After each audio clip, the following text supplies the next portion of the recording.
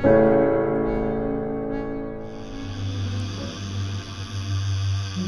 hora baja del señor Papú era muy baja, muy baja.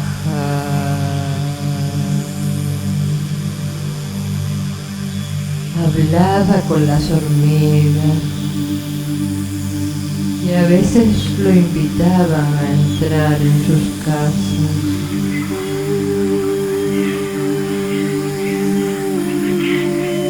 Pero el señor Papú no quería trabajar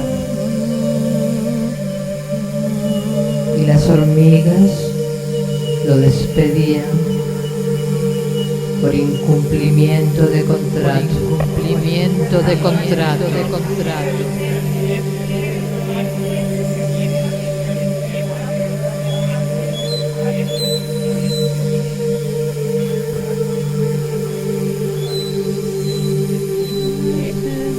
A veces el señor Papú se sentaba con el rostro abatido sobre un grano de arena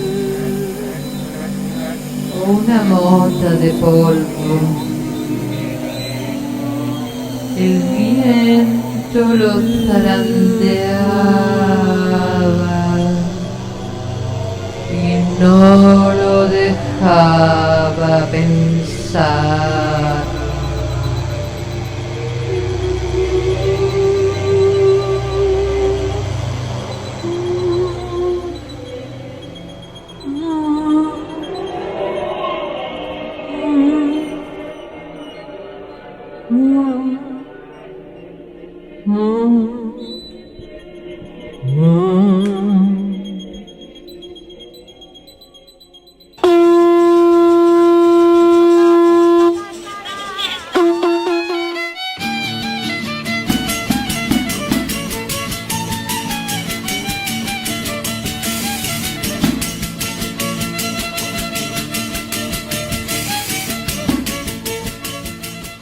Que estuvimos en una feria de Comares, que fuimos Alfredo, era feria, la feria del pueblo en verano.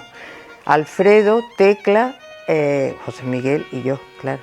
Y estuvimos hospedados en casa de los padres de José Miguel.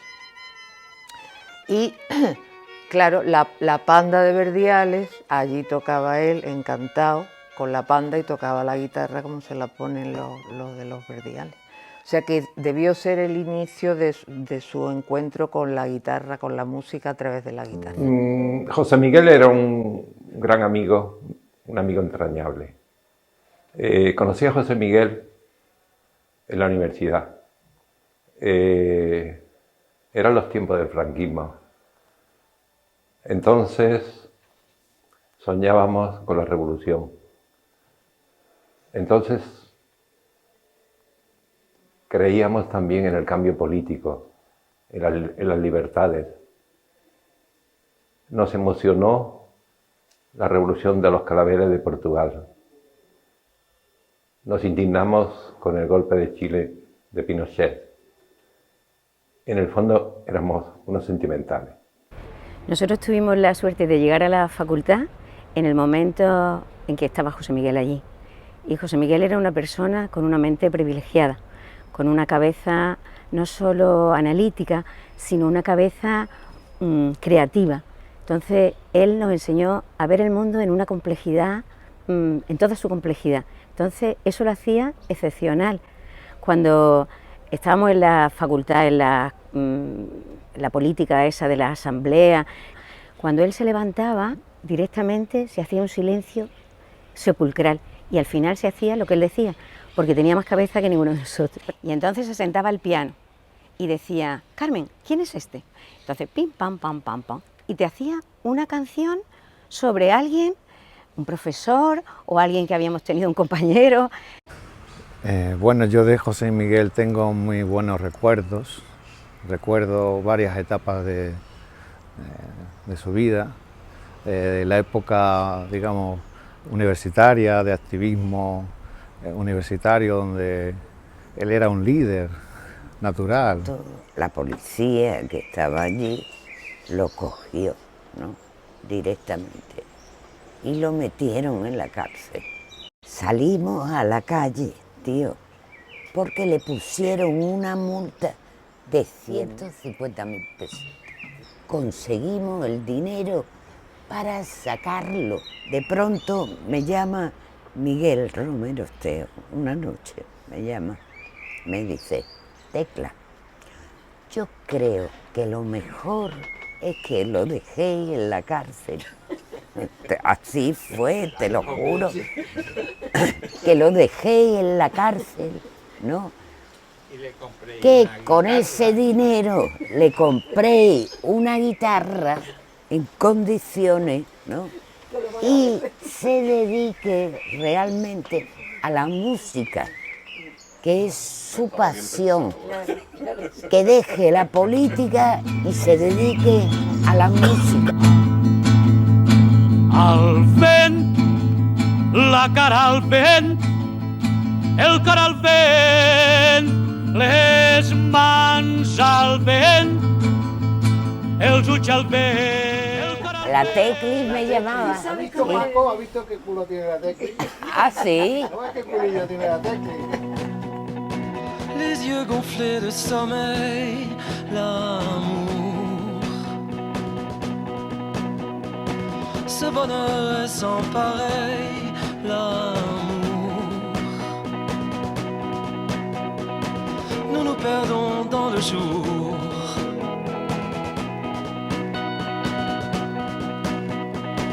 Il n'y a plus rien autour, l'amour.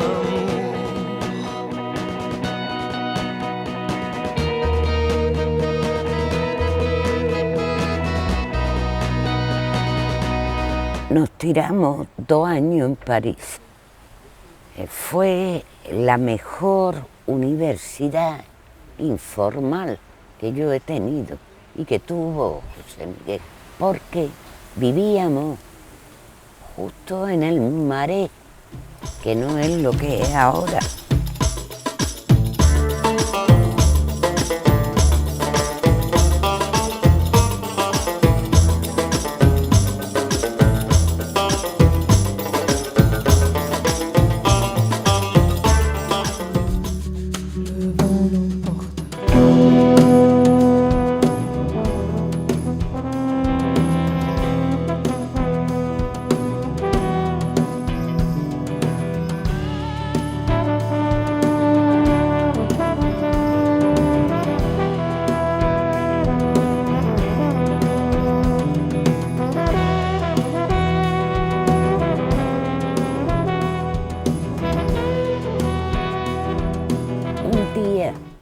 José Miguel me dijo: he visto a músicos tocando en el metro, voy a probar.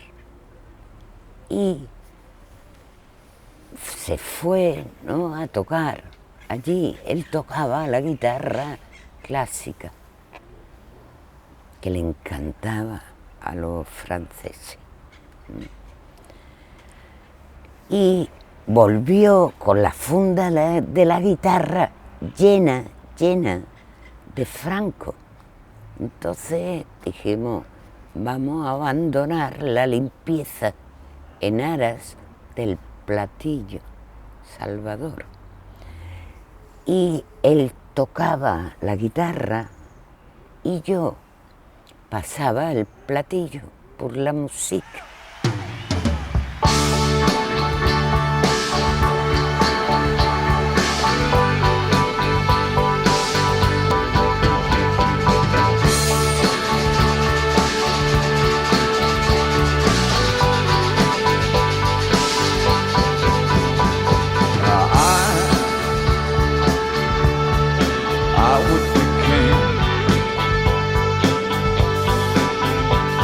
And you would be my queen. Though nothing can keep us together, we can beat them forever and ever.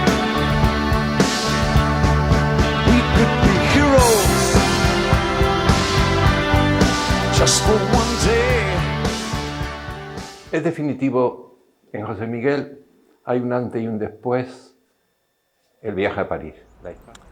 Ahí me aficioné a lo que era el arte en general, ¿no? Íbamos a conciertos, recuerdo un concierto de John Cage, habrían pasado 10 años quizás de los primeros happenings y tal, y recuerdo ese concierto de John Cage maravilloso, ¿no? A lo mejor al pianista le estaban con cinta adhesiva, de pronto empezaban a enrollarlo. Hubo un movimiento, que estaba John Cage, el que antes citaba, donde intentaron descubrir lo que era el arte, eliminando lo que eran las disciplinas, ¿no? Artísticas y demás, ¿no?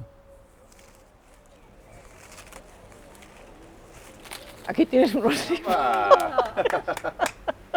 Pero yo sí, el recuerdo más vívido que tengo ahora mismo, que seguramente hubo muchos más, pero que ahora me cuesta mucho recordar de José Miguel, fue una Semana Santa en la que bueno, estuvimos paseando por la calle y escuchar cómo José Miguel nos iba relatando bueno, pues lo que son los encierros, las salidas, el paseo del trono y demás, pero era todo en clave sonora, ¿no? Es decir, no había ningún tipo de registro, de relato que hablara de esa Virgen o de lo que podía significar y tal, sino que todo era escuchar ahora a la gente que está el murmullo, o sea, nos iba como haciendo como dirigiendo una orquesta que estaba en la ciudad y que nosotras podíamos escuchar a través de un poco de su descripción, ¿no? de lo que estaba ocurriendo en ese momento en la calle, ¿no? Y para mí fue una cosa muy extraordinaria porque, bueno, yo era un poco reacia, ¿no? A toda esa cuestión de la Semana Santa, y haberla escuchado y haberla vivido de aquella manera me dejó bastante impactada, ¿no?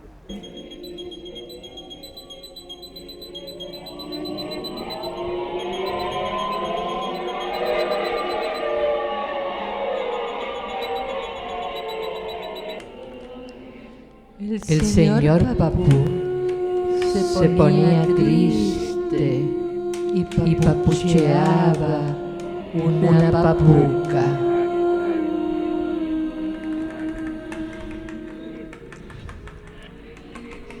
El ritmo, pim pam pum papú, pim pam pum papú, pim pam pum papú, pim pam pum papú, pim pam pum papú, pim pam pum papú.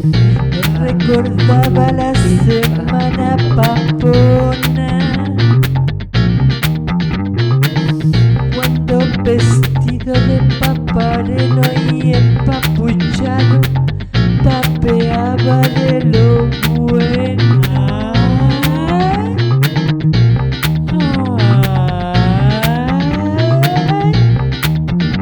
Perpaba purpuroso, perpitiendo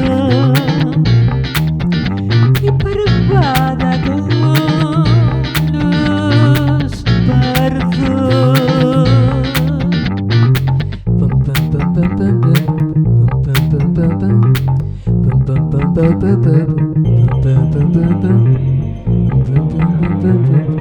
pum, pum, pum. Y así alzaba la hora. Vivíamos allí, justo desde mi ventana. Yo veía el Centro Pompidou y allí vimos a Dalí, ¿no? Repartiendo panfletos en solidaridad con los trabajadores del centro que estaban en huelga. Vimos también a Maurice Béjart, que era un coreógrafo y director de teatro con una gran pluma también, con una gran capa de plumas de pavo real. Vimos a Xenakis, ¿no? Un músico griego, tocar en el IRCAN, que era un centro de experimentación musical fundado por Pierre Boulez. Lo vimos tumbado allí también en el suelo, un espectáculo de luz y sonido. Y a partir de ahí, ¿no? José Miguel flipó con la música contemporánea y investigó, estudió, trabajó el tema de la música contemporánea.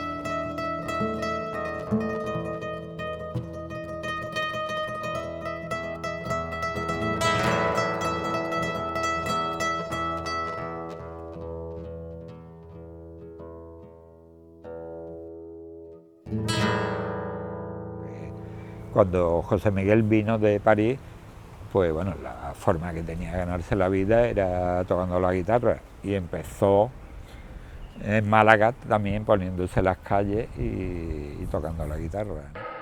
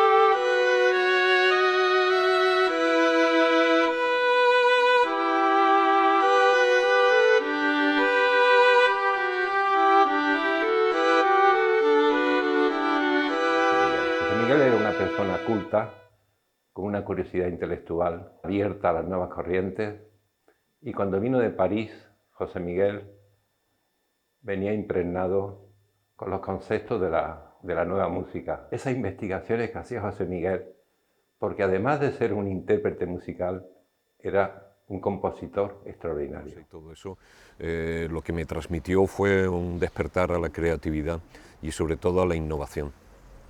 Él, desde la música, ¿no? Me enseñó a escuchar, no la música, sino el espacio sonoro, escuchar los sonidos, ¿no? Y aquello fue para mí pues una revelación, porque a partir de entonces fui mucho más sensible a entender todo lo que sucedía a mi alrededor, ¿no? En el aspecto sonoro, en el aspecto acústico. Pues se empiezan a crear universidades populares por muchos sitios, y allí en Marbella se creó una que había hasta cursos de astrología, había cursos de todo. Y entonces le propuse crear un taller de música contemporánea con José Miguel Hermoso. Fue asombroso la aceptación que tuvo, y venía gente de todos los perfiles, ¿no? Y José Miguel empezó a aplicar unas técnicas.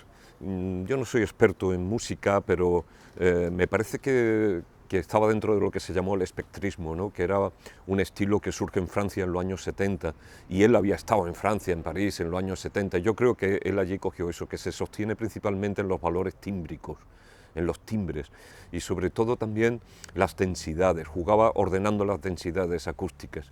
Por eso le gustaba mucho la Semana Santa, no por el valor religioso, sino por el valor sonoro.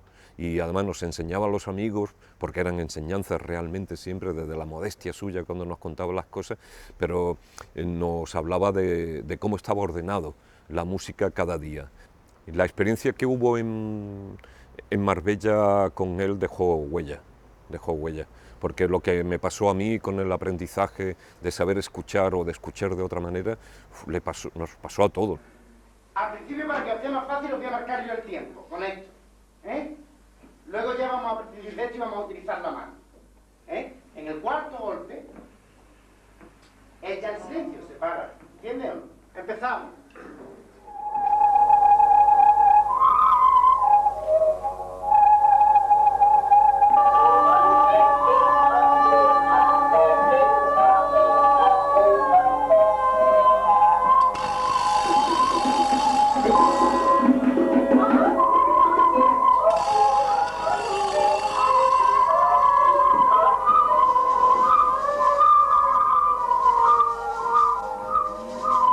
Puso música a uno de los sonetos que conforman el libro uno de los libros de Escatófago de Fernando Merlo, quizás de los más vanguardistas y más musicales, porque realmente es un soneto fonético, no tiene significado, pero sí tiene totalmente la acentuación del soneto clásico, perfectamente, en la sexta, en la tal, perfecto. Entonces él escogió Cotras y hizo en la Galería Arras, que tengo muy mala memoria, pero de eso me acuerdo perfectamente, hizo un concierto era un coro grande, pero es que los instrumentos que utilizaron tampoco eran instrumentos musicales, eran todos que si una goma, un tubo girando, aquello fue totalmente impresionante. Luego Tecla sí hizo la grabación años después de su muerte. Pero...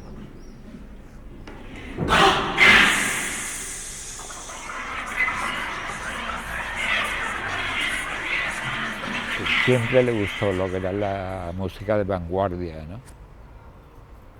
Igual que le gustaba la música el arte de vanguardia. Recuerdo una vez en Arco,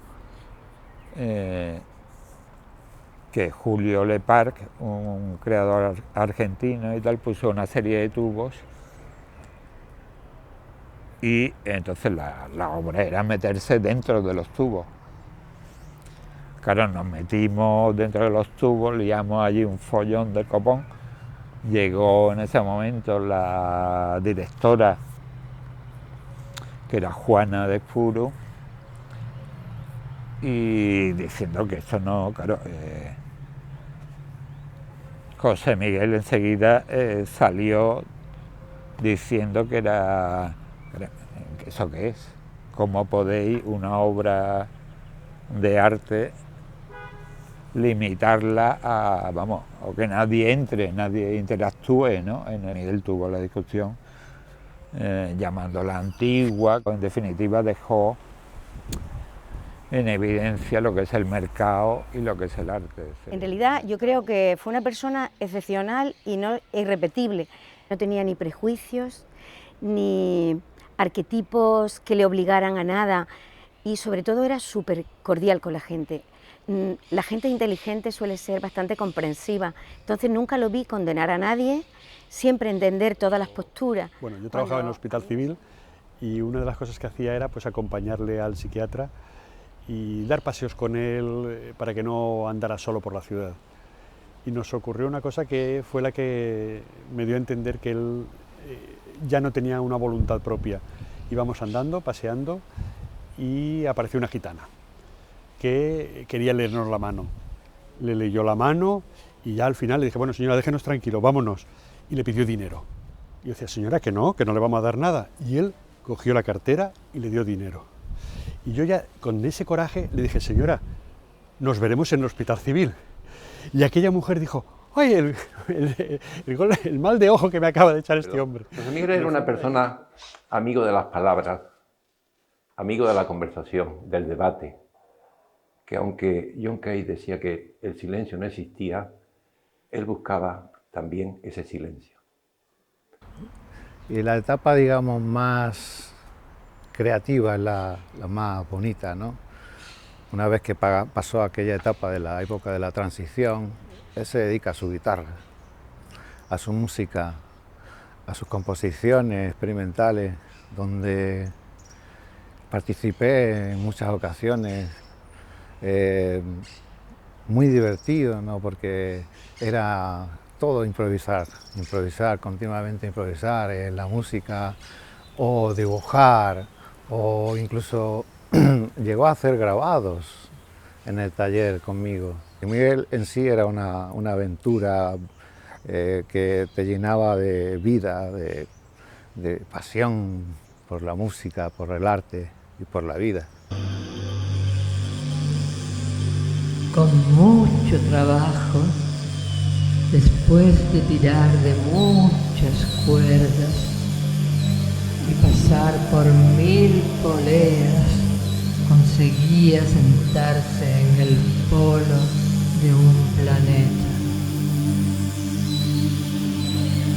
Desde allí, el señor Papú miraba a los gigantes, que eran átomos dispersos, así como puntas de alfiler. Las alturas le cambiaban la cuerda y al eco de Papú,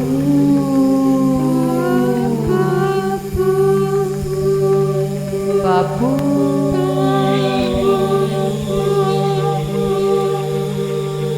Papú,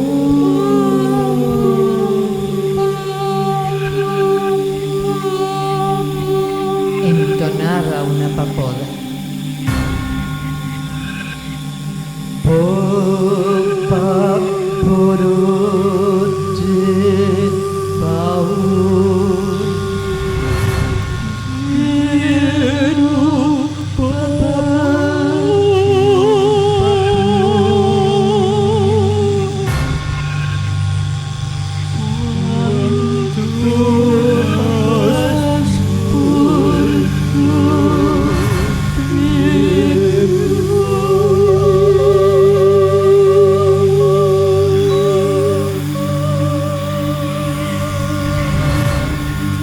Así el señor Papú. Desde muy pronto me gustó, porque lo veía una persona muy buena, orgulloso de sus orígenes y muy apasionado en la vida. Es triste decirlo, pero comenzó a tener algunos problemas nerviosos, por así decirlo.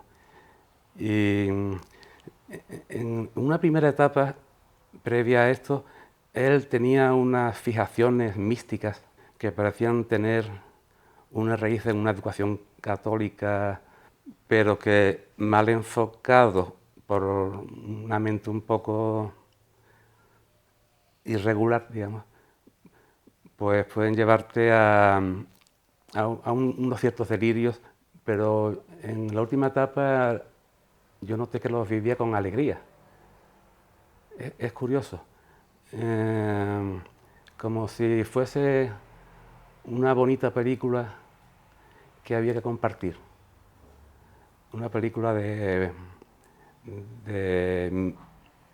seres que están en el cielo, pero no en el cielo del catecismo, en el cielo que vemos por la ventana. Bueno, voy a leer algo que escribió José Miguel sobre el horror nuestro a salir de la cama.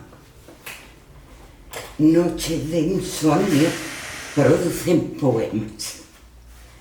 Hay que empezar la noche sentado en una silla. Dormir así es más soportable. El pie se va, se viene o se queda.